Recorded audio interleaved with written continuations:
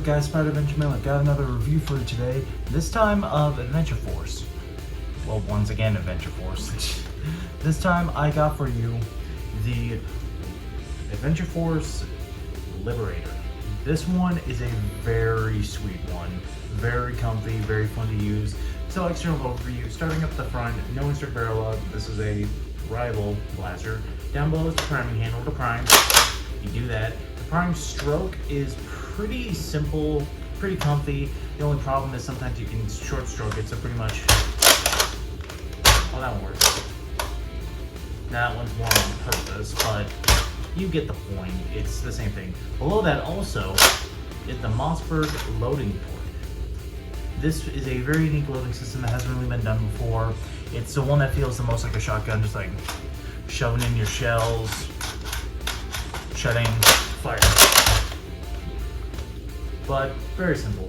Up here we got these little green tabs that apparently you could remove and then replace with different logos if you have them. Mine, for some reason, when I first got this, didn't come with them. Either that or I tossed them by accident, so who knows.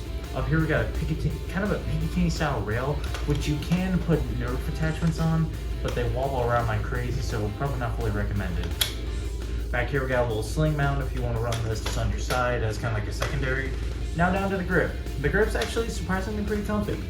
And the grip actually has this unique feature. It has a safety. The safety is, of course, to when you fire it, you can't pull the trigger. Press this. It's kind of like a rev trigger, and you can easily remove this if you open it up or just like wrap some tape around it. I think I was originally intending to do that at first, but I always grip it like this anyway, so yeah. Well, that's an external overview of this, but now I wanted to also talk about this.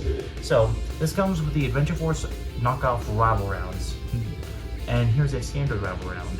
My biggest gripe with these is they're a lot squishier than standard rival rounds. Like if you actually feel one, you can kind of feel they feel a little cheap, but it's not too bad. But rival rounds work in this pretty well. But now I'll show you the blast firing. Starting with the included knockoff rival rounds. And of course just shooting them actually, you know, right there.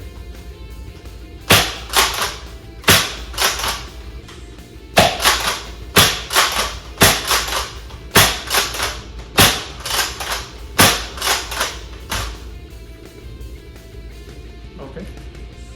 Now starting with standard rival rounds.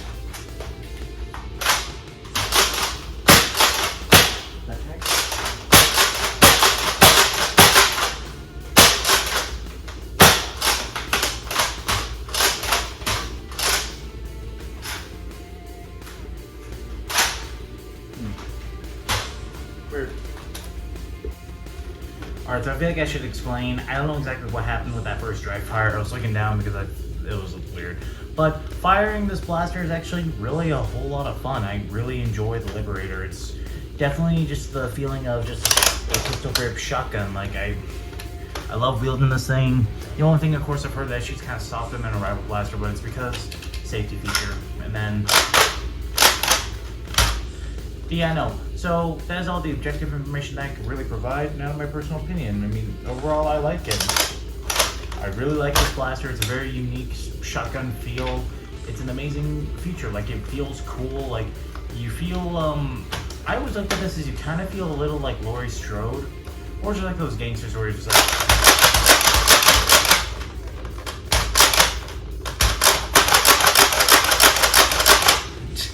But sadly, okay, something I also need to address, this does not have slam fire.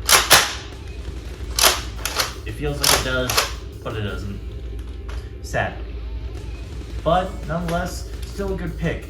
But I feel like I should discuss one detail. So a lot of you know this, and a lot of you know the Rival Takedown, which I reviewed a while ago. Now, I know a lot of you are going to ask, out of these two, which one do you prefer? The Hasbro buy or the Walmart buy? They're both very similar. They prime the same way, they just look a little different, and then also they load differently, but they hold the same amount of shots, no slam fire included. Now, which one would you pick? It's truthfully up to you. This is a cheap buy at 20 bucks. That is a good price. This, I think, retailed for 15 bucks. I can't fully remember.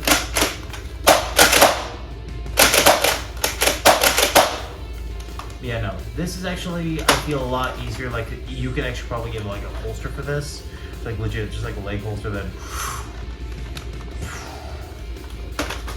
This is a lot more easier to throw on a sling, but either with that, I say they're both a pretty good buy. It really depends. But in my eyes, I feel like these both got a little bit taken down by my good pal, the Saturn.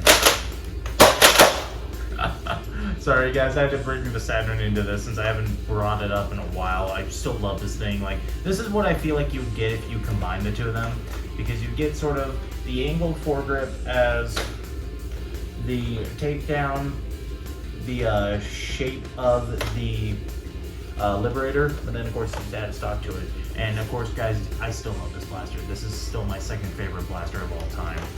And thank you guys so much for watching the video. Hold on. Man, I still love that thing. But thank you guys so much for watching. I do actually want to kind of recommend something. So, I don't know if you guys ever want to see this, but if you ever do, comment down below. Do you want to see a top 5? Do you want to see my personal favorite blasters? If you ever just want to see something like that, let me know down in the comments. But thank you guys so much for watching. Again, you know the drill. Like, subscribe, and leave a comment telling me what you want to see next. Alrighty, I shall catch you guys on the flip side.